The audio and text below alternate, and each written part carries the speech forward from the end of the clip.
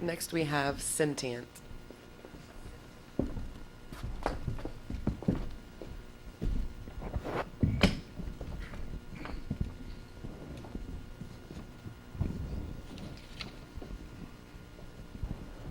Hello, my name is Jason Clark. I'm a serial entrepreneur. I've had 14 years in the tech industry. I'm the CTO and CEO of Sentient. This is Jeff Kruken, our COO. He's a 25-year IT veteran and former executive director of the Space Frontier Foundation. Now, as you'll see, we've shortened our name since submitting our business plan. This was on the advice of Caviar from WPP, one of the largest marketing and branding firms in the world. They have helped us realize our scope and vision to become a more global, iconic brand with a transformative technology, much in the same way that Apple, Google, eBay, and Amazon have changed industries. To explain Sentient, it's a combination of both synergy and sentient.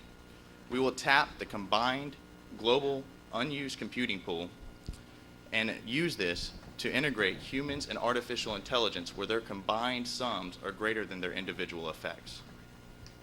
Now, I'm sure you're wondering why this slide is in so early, but these are actually very conservative figures from hard data based on standard financial projections.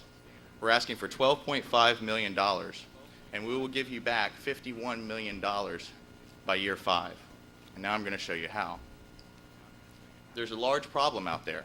There's too much information, there's too many formats, and there's not enough time for us to deal with it, and it's just getting worse. And our solution, it's simple yet transformational. I know, big words, but please hear me out. We will provide the first ever innovative 3D virtual world with an intuitive artificial intelligent personal assistant. In trade, consumers will give us their unused CPU cycles. And what we will do with that is use those CPU cycles to create the world's largest, most intelligent supercomputing grid, cutting current supercomputing pricing models by 98%.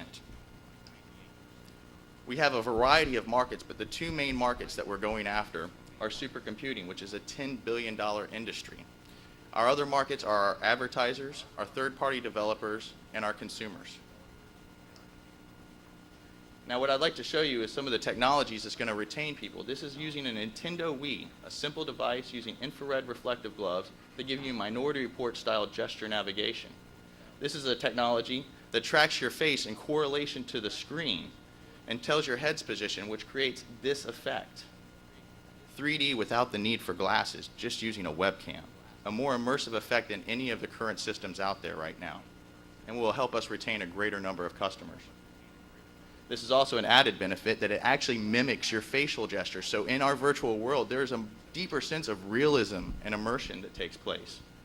And finally, this is what a sentient personal assistant might look like.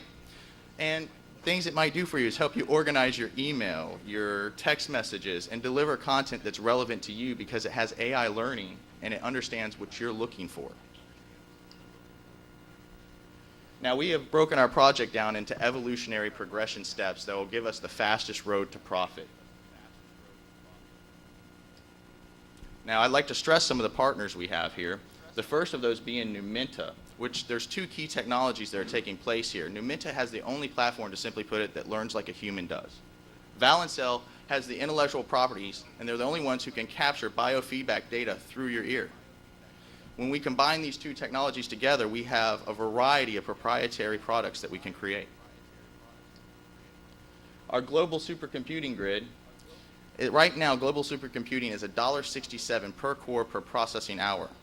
Because we have no overhead, we can charge 5 cents per core per processing hour, allowing us to generate $138 million by 2013 just from our supercomputing grid.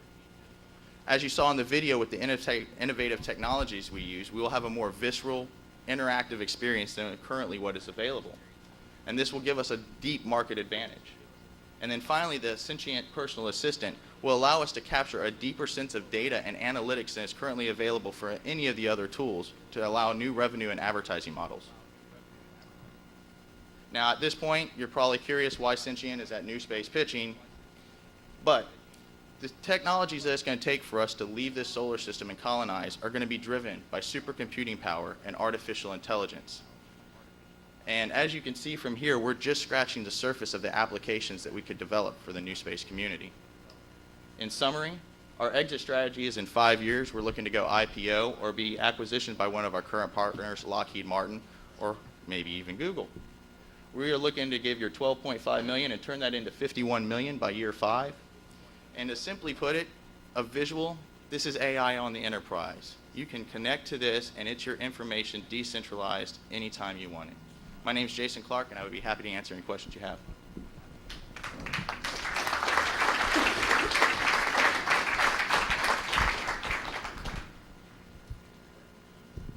Could you tell us a little bit about your management and your backgrounds, please?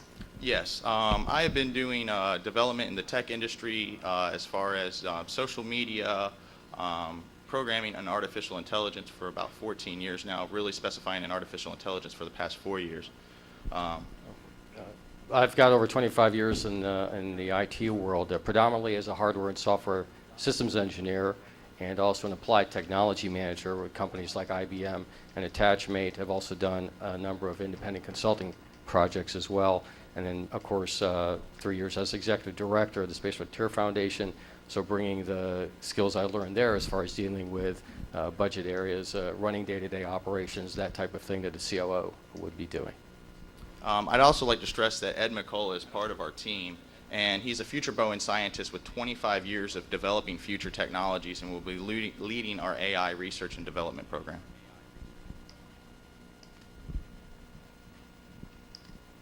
It's 3 people at the moment. Oh, no, actually, we have more. David Calzamatis has been in the 3D development industry for 12 years, working in MCAD, Maya, so a lot of the main technologies that we'll need to actually develop the virtual world itself. So Ed will be specializing in developing our principal AI.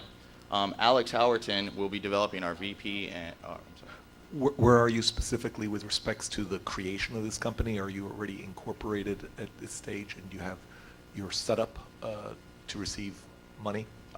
We're not currently incorporated. We've actually been holding off on incorporation and dealing with our investors to find out which model that they would prefer.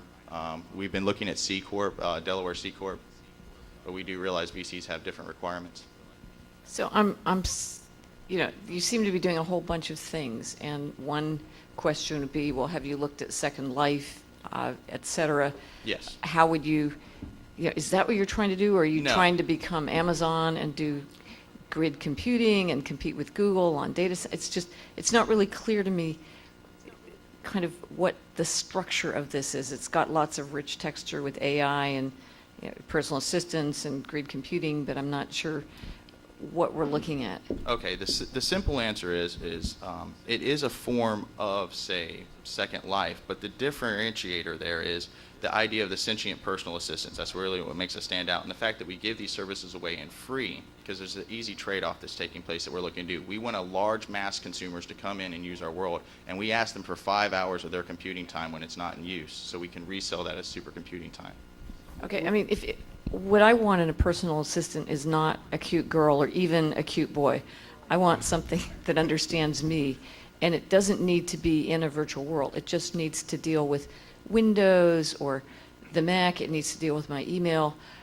It doesn't need to pretend to be a human being. It needs to really be good software. Well, I agree with that totally, and that was, like I said, it was just simply a representation. People will be able to customize this. What we're looking at developing is like a Myers-Briggs test and an ontology that you would load into it, so you develop